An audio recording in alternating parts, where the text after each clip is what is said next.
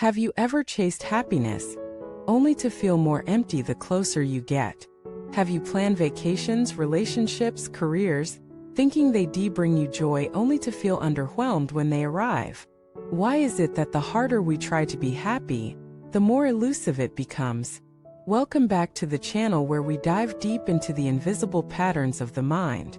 Today, we're exploring a revolutionary insight from one of the most influential psychological concepts of the modern age, flow. Based on the research of Mihaly Csikszentmihalyi, we'll uncover the paradox of happiness and why true joy isn't something you pursue, it's something that happens when you forget to pursue it. Let us get straight to the point. Happiness is not a goal. It is not something you aim at directly. It is not a reward you get for achievements. It is a byproduct of being fully engaged with life. And that's the essence of flow. Flow is the state where action and awareness merge, where you lose track of time, where self-consciousness dissolves, where every part of you is so immersed in the activity that the boundary between you and the task disappears. It's the painter lost in a canvas, the surfer dancing with the wave, the coder in a trance, the teacher delivering truth, the writer chasing a sentence until the world fades.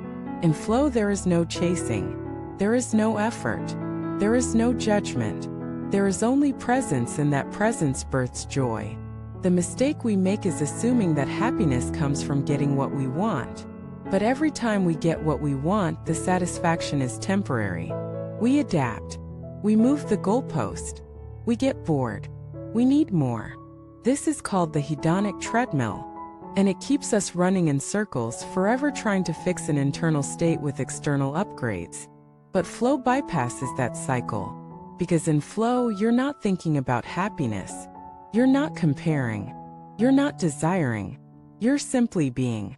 And that state of being fully engaged, fully present, fully alive is what the soul recognizes as joy. Think about the moments you were happiest. Were you thinking about happiness?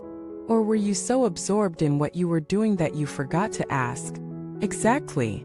Now here's the twist. Flow doesn't happen when you're relaxed. It doesn't happen in comfort zones. It happens when you're stretched just enough to grow, but not so much that you snap. This is called the flow channel. It lies between boredom and anxiety. If something is too easy, you zone out. If it's too hard, you stress out. But when it's just right, it pulls you in. You rise to meet the challenge. You focus. You align. You lose yourself. And in that loss you find meaning. The happiest people aren't the ones who avoid struggle. They're the ones who engage deeply with challenges, with crafts, with conversations, with life. They don't need to ask, "Am I happy?" because they're too busy living. This is why passive pleasure, watching TV, scrolling social media, even luxury vacations rarely bring lasting happiness. They stimulate, but they don't engage. They distract, but they don't absorb. To access flow, you must give yourself to something greater. A goal, project, a mission, a skill, a conversation, a relationship. You must lose yourself not in fantasy, but in full engagement with what is. That's the secret. Joy isn't a feeling you wait for. It's a state you enter by aligning effort and attention. So how do you invite more flow into your life? Choose challenges that match your skills but push your edge. Whether it's writing, teaching, building, learning, pick tasks that absorb you. Eliminate distractions.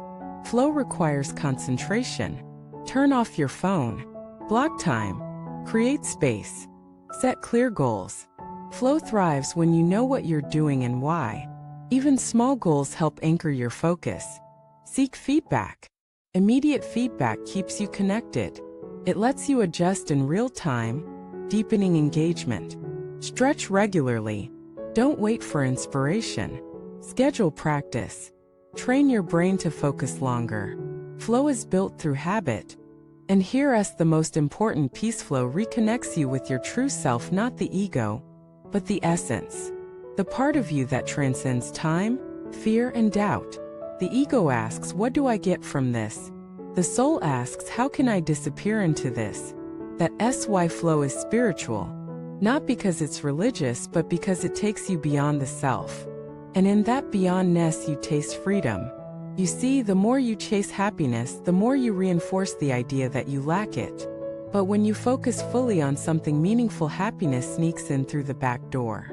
You don't need more vacations. You need more engagement. You don't need more pleasure.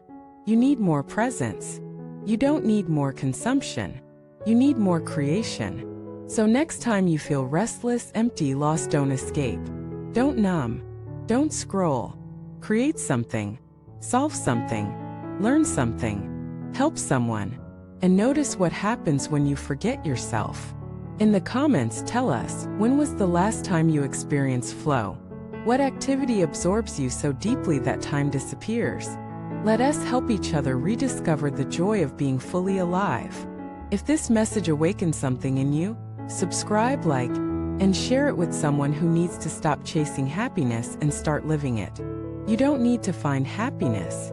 You just need to lose yourself in something that matters.